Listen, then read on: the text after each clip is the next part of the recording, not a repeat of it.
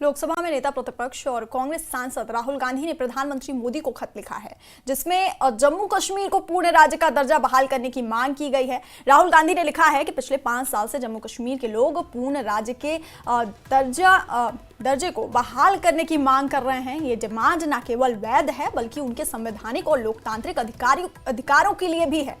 राहुल ने लिखा कि ये पहली बार है कि एक पूर्ण राज्य को उसके विभाजन के बाद केंद्र शासित प्रदेश में बदल दिया गया है। राहुल ने मांग की है कि मॉनसून सत्र में जम्मू कश्मीर को पूर्ण राज्य का दर्जा देने के लिए एक विधेयक पेश किया जाए। इसके साथ ही लद्दाख को संविधान की 6ठी अनुसूची में शामिल करने के लिए भी बिल पेश हो।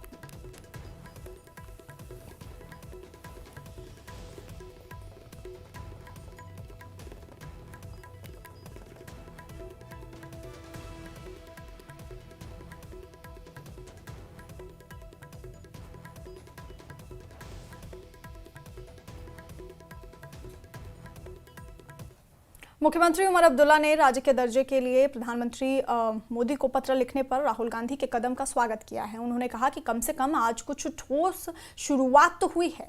उन्हें उम्मीद है कि पीएम मोदी अब वादे के अनुसार जम्मू कश्मीर को राज्य का दर्जा बहाल करने के लिए कदम उठाएंगे।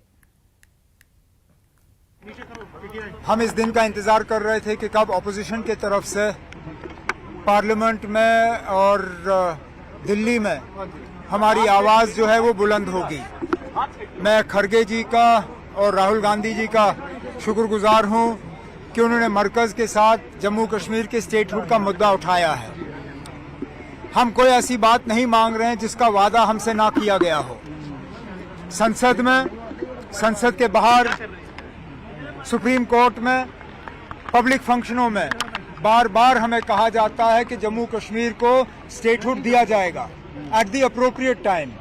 आपको याद होगा सुप्रीम कोर्ट ने जब अपना फैसला सुनाया था तो कहा था as soon as possible, at the earliest. हम तो कहते हैं ना एज सून एज पॉसिबल तो कब का हो चुका है। अब जल्द से जल्द जम्मू कश्मीर को रियासत का दर्जा मिल जाना चाहिए। और बुलेटिन फिलहाल के लिए इतना ही।